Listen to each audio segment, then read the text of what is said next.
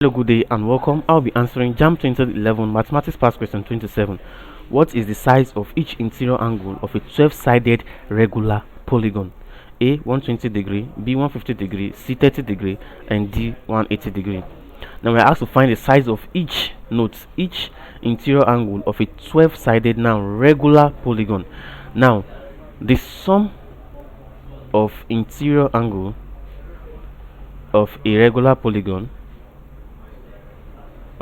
polygon is given as n minus 2 multiplied by 180. Now since this is a 12-sided regular polygon, so the sum of the interior angles will be equals to 12 minus 2 multiplied by 180, which is equals to what? 10 multiplied by 180, and that is equals to 1800. Now 1800 degrees. Now since we have the sum of the interior angles of 1800 degrees, we can now look for each interior angle by dividing 1800 degree by the number of interior angles, which is 12. Now this will be equals to 1800 divided by 12 is equal to what?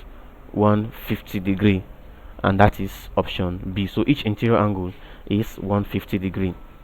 Thank you and God bless you. Ensure to subscribe to the channel for more videos and past questions.